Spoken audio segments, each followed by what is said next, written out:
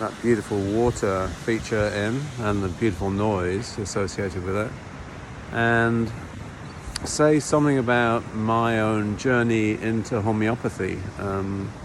So I never knew anything about homeopathy, and I was become infected with the idea of looking after myself for natural health in a natural way.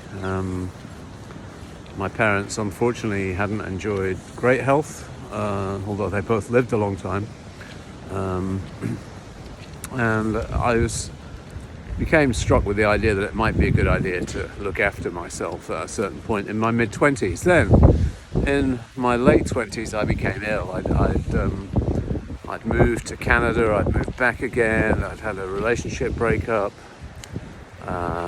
various big changes in my life had happened, and I'd also had a childhood that was, I grew up in Manchester in the 50s, and the air quality, if you think it's bad now, this was, we used to have fog every year, which in fact was industrial pollution. So I had bad bronchitis as a child, and the routine treatment for that in those days was penicillin. So I had a lot of penicillin, and it's now known, I discovered in my 30s really, that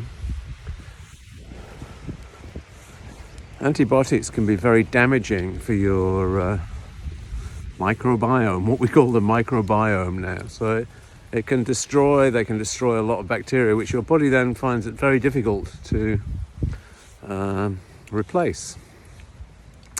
So I think maybe this is what happened to me. I don't know for sure, but I know I responded very well to treatment that involved attacking the fungus that can replace the bacteria. So when the bacteria become depleted, normally they're in a nice balance, and microbiome, as we now know, are very important for both mental and physical health.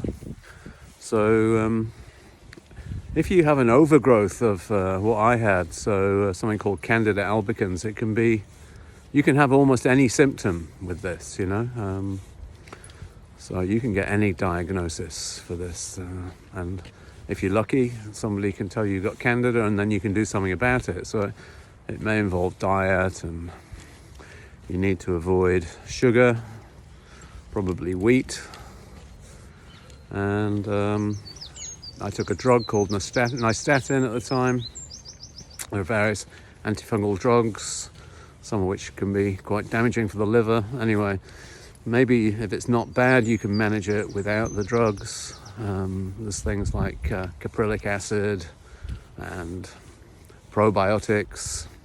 There's kefir. There's all sorts you can do to help yourself.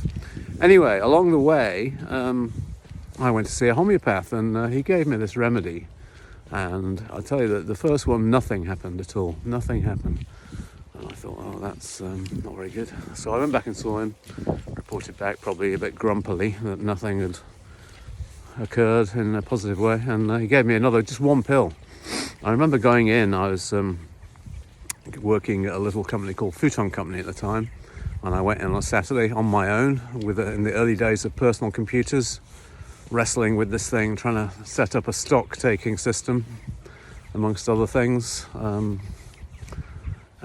by the end of the day I was there all day on my own, and by the end of the day I had more energy than at the start of the day. And probably most of us now have spent a day working on computing, and would testify that this is a bit unusual. And it was like turning on a light for me, a light that I've been following ever since, and has had a huge beneficial effect on my life. And if you Google homeopathy, you'll probably find a lot of information saying it doesn't work. Well, it does work. It does work. I've seen it help more people than anything I've ever seen. And it's a bit of a mystery. It's not really clear why there's all this information out there saying homeopathy doesn't work, when probably most people's experience of going to see a professional homeopath, somebody who knows what they're doing, is that it does help. So word of mouth is very powerful. If you think of going to see a homeopath, please do. I'm living proof that it works.